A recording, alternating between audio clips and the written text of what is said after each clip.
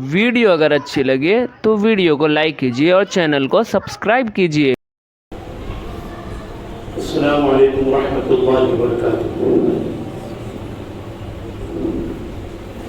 الحمد للہ نحمده ونستعینه ونستغفره ونؤمن به ونتوکل علیہ ونعوذ باللہ من شرور انفسنا ومن سیئات اعمالنا من يهده الله فلا مضل له ومن يضلل فلا هادي له ونشهد أن لا إله إلا الله وحده لا شريك له ونشهد أن سيدنا ومولانا وحبيبنا وشفيعنا محمدا عبده ورسوله الذي أرسل بالحق بشيرا ونذيرا وداعيا إلى الله بإذنه وسراجا منيرا أما بعد فأعوذ بالله من الشيطان الرجيم بسم الله الرحمن الرحيم ومن الناس من يقول آمنا بالله وباليوم الآخر وما هم بمؤمنين يخادعون الله والذين آمنوا وما يخدعون إلا أنفسهم وما يشعرون في قلوبهم مرض فزادهم الله مرضا ولهم عذاب أليم بما كانوا يكذبون صدق الله المولانا العظيم اللهم صل على محمد وعلى آل محمد كما صليت على إبراهيم وعلى آل إبراهيم إنك حميد مجيد اللهم بارك على محمد وعلى آل محمد كما باركت على إبراهيم وعلى آل إبراهيم إنك حميد مجيد۔ برادران ملت معزز سامعین کرام، اب حضرات کے سامنے قرآن کریم کے پہلے پارے کی سورہ بقرہ کی شروع کی 3 آیتیں تلاوت کی گئی۔ سورہ بقرہ کے شروع کی آیتیں کچھ تو ان میں ایمان والوں کے متعلق ہیں اور کچھ اہل کفر کے متعلق ہیں، اور جو دوسرا رکوع ہے، دوسرا رکوع مکمل منافقین کے بارے میں ہے۔ سورہ بقرہ کی شروع کی 4 آیتوں میں اللہ رب العزت نے ایمان والوں کی صفات کو، ایمان والوں میں وہ بھی ایمان والے جو متقین ہیں، جو پرہیزگار ہیں، تقوی، اللہ کا ڈر، اللہ کا خوف اپنے دل میں رکھتے ہیں، ان کی صفات کو اللہ نے بیان فرمایا۔ پھر اللہ رب العزت نے 6 اور 7ویں آیت میں ان لوگوں کے متعلق بیان فرمایا جن لوگوں کے دلوں پر اللہ نے مہر لگا دی۔ ختم اللہ علی قلوبہم وعلی سمعہم وعلی ابصارہم غشاوہ، اللہ نے ان کے دلوں پر اور ان کے کانوں پر مہر لگا دی اور ان کے آنکھوں پر پردہ ہے۔ وَلَهُمْ عَذَابٌ عَظِيمٌ، اور ان کے لیے بڑا عذاب ہے۔ تو ان 2 آیت کریمہ میں اللہ رب العزت نے جو اہل کفر ہیں، جو کفر ہی کی حالت میں مرنے والے تھے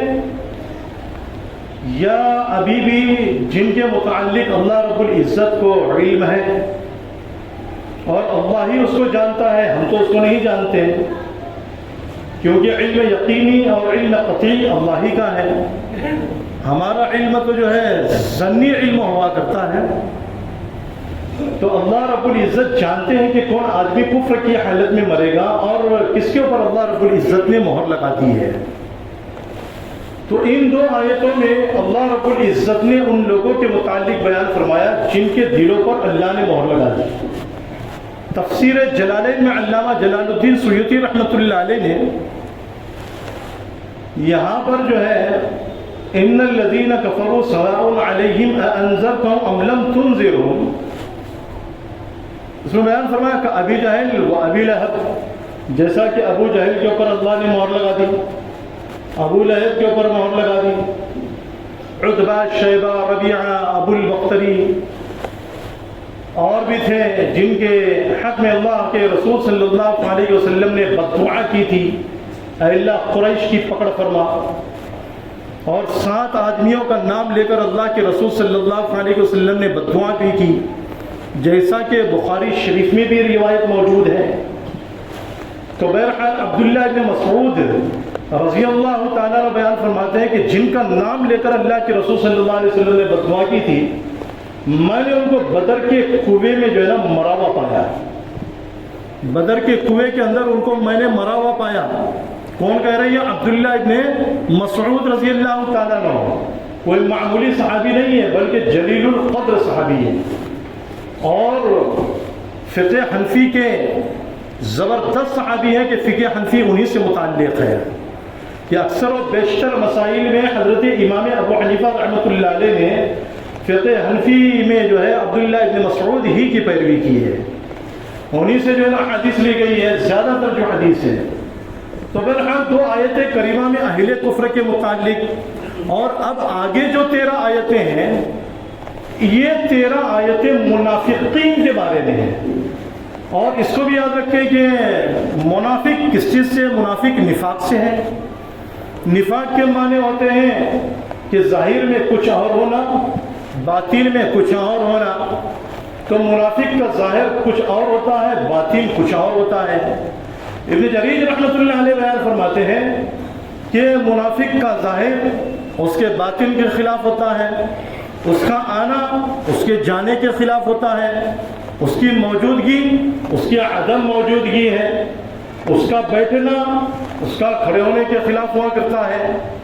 یعنی منافق جو بھی بات کہتا ہے نا، سب اس کا الٹا ہوتا ہے۔ یہ منافق کا معاملہ ہوا کرتا ہے۔ اور ابن کثیر رحمۃ اللہ علیہ نے تفسیر ابن کثیر میں نقل کیا ہے کہ منافق کی 2 قسمیں ہوتی ہے، ایک اعتقادی منافق اور ایک عملی منافق۔ اعتقادی منافق نبی کریم صلی اللہ علیہ وسلم کے زمانے اقدس میں موجود تھے۔ قاضی ثناء اللہ صاحب پانی پتی رحمۃ اللہ علیہ نے تفسیر مظہری میں نقل کیا ہے، وَمِنَ النَّاسِ مَن يَقُولُ آمَنَّا بِاللَّهِ وَبِالْيَوْمِ الْآخِرِ۔ یہ آیات کریمہ عبداللہ ابن ابی ابن سلول کے بارے میں نازل ہوئی، اور عبداللہ بن ابی کے جو ساتھی تھے جیسے معتب بن قشیر ہے اور وغیرہ وغیرہ ہیں، اور بھی تھے بہت سارے، ان میں سے اکثر و بیشتر یہودی تھے، کیونکہ یہودی جیسے پہلے منافق تھے آج بھی منافق ہے، عیسائی جیسے آج پہلے منافق تھے آج بھی ویسے منافق ہے۔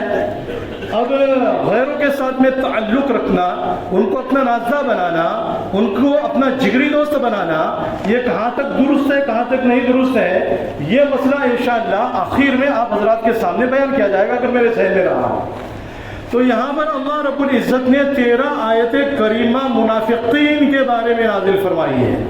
تو منافقین 2 قسم کے ہوتے ہیں، ایک اعتقادی منافق ہوا کرتے ہیں اور ایک عملی منافق ہوا کرتے ہیں۔ اعتقادی منافق اس منافق کو کہا جاتا ہے کہ جس کے دل کے اندر کفر ہو اور ظاہر میں وہ اپنے آپ کو مسلمان ایمان والا کہلاتا ہو، اور لوگوں کو یہ بتلاتا ہو کہ بھائی میں تو مسلمان ہوں، میں تو جو ہے ایمان والا ہوں، لیکن اندر سے ایمان والوں کے متعلق اس کے دل میں کفر بھرا ہوا ہوتا ہے، حسد بھرا ہوا ہوتا ہے، اس کے دل کے اندر کینہ، کپٹ، بغض، عداوت اور مسلمانوں کو تہس نہس اسلام کو برباد کرنے کی وہ کوشش میں فراق میں جو ہے نا لگا رہتا ہے کہ کسی طریقے سے میں ایمان والوں کو ختم کرا دوں، اور کسی طریقے سے جو ہے نا میں دین اسلام کو اس دنیا سے نیست و نابود کر دوں۔ اللہ کے رسول صلی اللہ علیہ وسلم کے زمانے میں بھی ان کی یہی سازش تھی، اور آج کے زمانے میں بھی ان کی یہی سازش ہے، اور دنیا کے مختلف ممالک میں مختلف علاقوں میں یہی ان کی جو ہے نا مکمل سازشیں ہو رہی ہیں، اور ہم مسلمان غفلت میں پڑے ہوئے ہیں۔ اس بات کو یاد رکھیں، ہم مطمئن ہیں 2-4 دن 4 دن 5 دن 10 دن ان کے خلاف جو ہے نا احتجاج ہوگا، مظاہرے ہوں گے، جلسے ہوں گے، سال میں ایک مرتبہ جلسہ منا لیے، ہم نے اس کو جو ہے نا بہت بڑا سمجھ لیا کہ بھائی ایک مرتبہ جلسہ کر لیے نا تو آپ جو ہے نا پورے منافقین ختم ہو جائیں گے، ہم سمجھتے ہیں ایسا نہیں ہے، بلکہ جو ہے نا وقتاً فوقتاً آپ لوگوں کے لیے ضروری ہے کہ ان کے خلاف قدم اٹھاتے رہیں، کیونکہ جیسے وہ اللہ کے رسول صلی اللہ علیہ وسلم کے زمانے اقدس میں اسلام کو، اہل اسلام کو ختم کرنے کی فکر میں اور چکر میں لگے ہوئے تھے، آج بھی ویسے منافقین اس دنیا کے اندر موجود ہیں اور کروڑوں کی تعداد میں موجود ہے. آپ کے ممبرا میں بھی موجود ہے. اس بات کو جو ہے نا یاد رکھیں کہ آپ کے ممبرا میں بھی موجود ہے. آپ کیا سمجھتے ہیں کہ ہمارے یہاں موجود نہیں ہے؟ ہماری مسجد میں نماز پڑھنے کے لیے آتے ہیں. ان کا حلیہ ہمارے حلیے کی طرح ہوتا ہے, ان کا لباس ہمارے لباس کی طرح ہوتا ہے, ان کی ٹوپی ہماری ٹوپی کی طرح ہوتی ہے, ان کی داڑھی ہماری داڑھی کی طرح ہوتی ہے, ان کا کرتا ان کا پائجامہ ہمارے کرتے پائجامے کی طرح ہوتا ہے, ان کی چال چلن ان کا رنگ ڈھنگ سب ہماری چال چلن کی طرح ہوتا ہے. لیکن ہمیں جو ہے نا ذرہ برابر بھی احساس نہیں ہوتا. ہماری مسجدوں میں آ کر ہمارے امام کے پیچھے باقاعدہ جماعت کے ساتھ میں نماز پڑھتے ہیں, جماعت میں شریک ہوتے ہیں, ہمارے ساتھ میں اٹھتے بیٹھتے ہیں, ہم سے سلام و دعا کرتے ہیں, ہم سے مصافحہ کرتے ہیں. اور ہم یہ کیا سمجھتے ہیں؟ ہم سمجھتے ہیں کہ وہ ہمارے حق میں ہے اور ہم ان کو جان نہیں پاتے اور وہ لوگوں کی تشکیلیں کیسے کرتے ہیں. آج تو مہاراشٹر میں, ہندوستان کے مختلف علاقوں میں, مختلف ریاستوں میں, مختلف صوبوں میں شکیل بن حنیف کا فتنہ پھیلا ہوا ہے. یہ شکیل بن حنیف اعتقادی منافق ہے. اس بات کو یاد رکھ لو. یہ ختم نبوت کا منکر ہے اور اس کے ماننے والے جتنے ایجنٹ ہیں جو اس کو نعوذ باللہ عیسیٰ ابن مریم سمجھتے ہیں اور باقاعدہ اپنی زبان سے یہ کہتے ہیں کہ حضرت محمد رسول اللہ صلی اللہ علیہ وسلم نے فرمایا عیسیٰ ابن مریم اس امت میں پیدا ہوگی, یہ کہتے ہیں. اور آپ کو اور مجھ کو یہ معلوم ہونا ضروری ہے کہ عیسیٰ ابن مریم نبی کریم صلی اللہ علیہ وسلم سے 500-550 سال پہلے پیدا ہو چکے ہیں اور ابھی تک ان کی عمر جو ہے 2000 سال کے لگ بھگ جو ہے نا ہو چکی ہے. اور جب مہدی رضی اللہ تعالیٰ عنہ کا ظہور ہوگا, پھر ان کے آنے کے بعد میں دجال کا خروج ہوگا کہ دجال کو قتل کرنے کے لیے عیسیٰ ابن مریم آسمان سے نزول فرمائیں گے. تو اس وقت میں عیسیٰ علیہ السلام کی عمر جو ہوگی وہ اور زیادہ ہوگی. اور یہ شکیل بن حنیف نعوذ باللہ اپنے آپ کو عیسیٰ ابن مریم کہتا ہے, نام ہے اس کا شکیل اور کہتا ہے میرا نام عیسیٰ ہے. یہ پیدا ہوا بہار کے علاقے میں اور عیسیٰ علیہ السلام کہاں پیدا ہوئے؟ روم وغیرہ کے علاقے میں پیدا ہوئے. اور عیسیٰ علیہ السلام کو اللہ رب العزت نے اپنی قدرت کاملہ کے ذریعے سے یعنی خرق عادت عیسیٰ علیہ السلام پیدا ہوئے ہیں. اور اس کا تو جو ہے نا باپ بھی ہے, اس کا تو جو اس کی تو جو ہے نا ماں بھی ہے. اور یہ بہار کے دربھنگا ضلع کے عثمان پور کے ایک علاقے میں پیدا ہوا ہے اور اس کے ایجنٹ یعنی لوگوں کے اندر اور لوگوں کے ذہنوں کو خراب کرتے جا رہے ہیں کہ دیکھو نعوذ باللہ یہ شکیل بن حنیف جو ہے نا یہ عیسیٰ ابن مریم ہے. ہمیں جو ہے نا یعنی غور کرنے کی بات ہے اور ہمیں غور کرنا ہے, ہمیں بیدار ہونا ہے, ہمیں غفلت سے اپنے آپ کو نکالنا ہے. غافل نہ ہو خودی سے کر اپنی پاسبانی, شاید کسی حرم کا تو بھی ہے آستانہ. علامہ اقبال رحمۃ اللہ علیہ نے فرمایا تھا غافل نہ ہو کسی سے کر اپنی پاسبانی, شاید کسی حرم کا تو بھی آستانہ. اللہ نے تم کو بشر بنا کر کے اس دنیا میں بھیجا ہے. آدم علیہ السلام کے اولاد ہو, اللہ نے ہدایت دے کر کے بھیجا ہے. اس ہدایت کو سنبھالو. اگر اس ہدایت کو ہم نے اور آپ نے نہیں سنبھالا وہ ہدایت ہم سے سلب کر لی جائے گی. اور آنے والا زمانہ جو ہے نا بڑا نازک زمانہ ہے. ایسا نہ ہو کہ ہماری گمراہی کی وجہ سے ہماری اولاد بھی گمراہ ہو جائے, ہماری نسل بھی گمراہ ہو جائے اور ہمارے آنے والے جو ہے نا جو طبقات ہیں وہ بھی جو ہے نا تباہ اور برباد ہو جائے. یاد رکھو اللہ رب العزت نے ایسے منافقین کے بارے میں یعنی زبردست فیصلہ کیا ہے اور اللہ نے 5ویں پارے کے آخر میں بیان فرمایا ان المنافقین فی الدرک الاسفل من النار ولن تجد لهم نصیرا.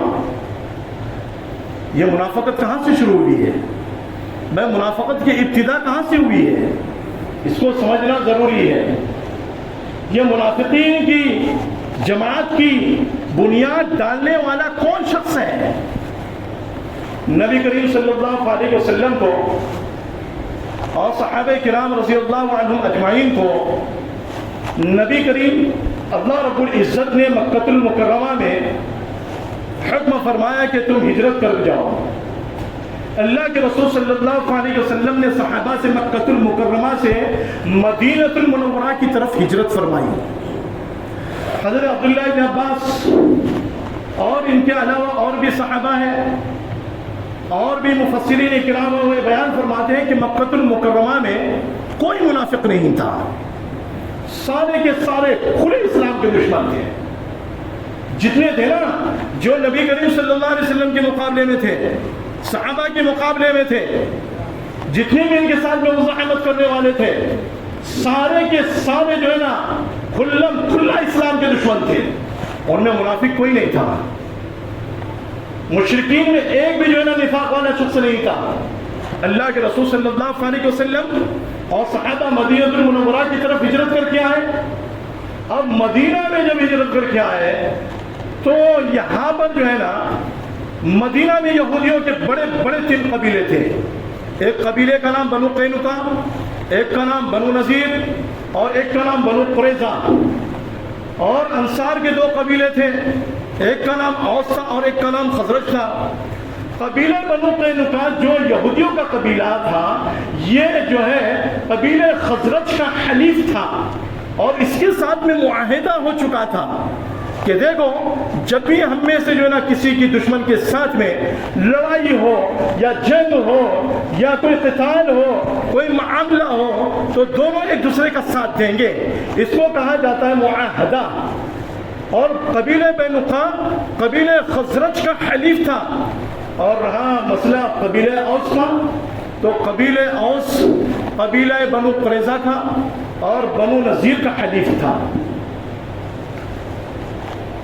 اب اللہ کے رسول صلی اللہ علیہ وسلم جب مدینہ المنورہ میں پہنچے تو سن 2 ہجری میں بدر کا واقعہ پیش آیا۔ 17 رمضان المبارک کو اللہ رب العزت نے اس جنگ میں نبی کریم صلی اللہ علیہ وسلم کو اور اہل اسلام کو، صحابہ کرام کو فتح عطا فرمائی۔ تو اس وقت میں مدینہ میں ایک شخص تھا جس کا نام عبداللہ بن ابی بن سلول تھا،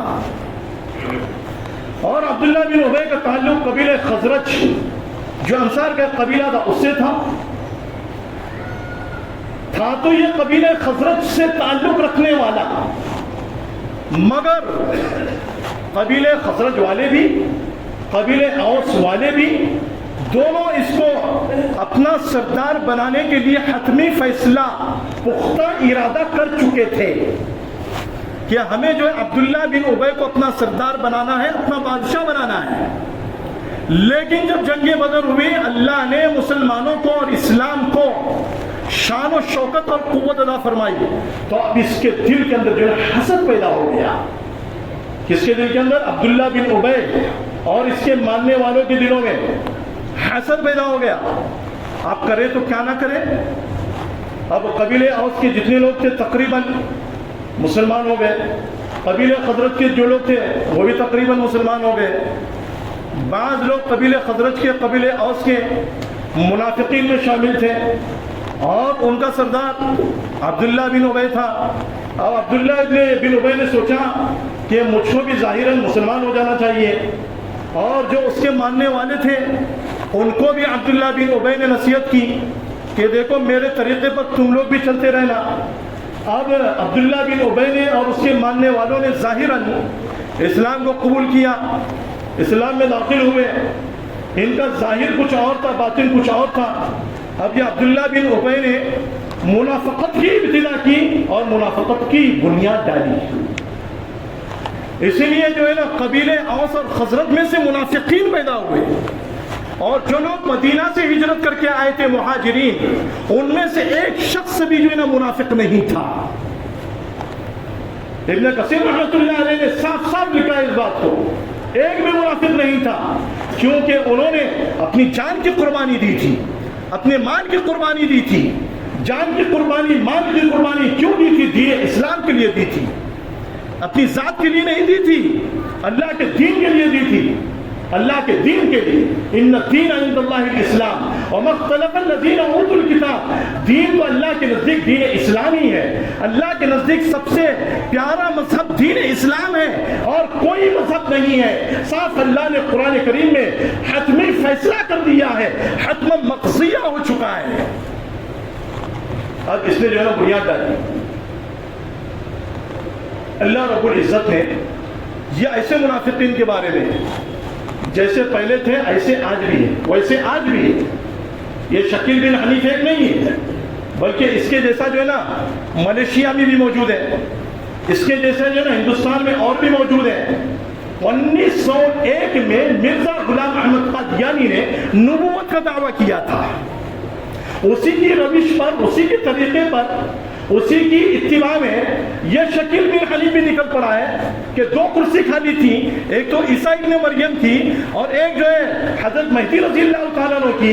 اب اس نے یہ سوچا شکیل بن حنیف نے کہ سی ایم کی کرسی لوں گا تو کیا ہوگا، صرف ریاست میں میرا چرچا ہوگا، ایک صوبے میں میرا چرچا ہوگا، اور جو پی ایم کی کرسی پر اگر بیٹھوں گا تو صرف ہندوستان میں میرا چرچا ہوگا.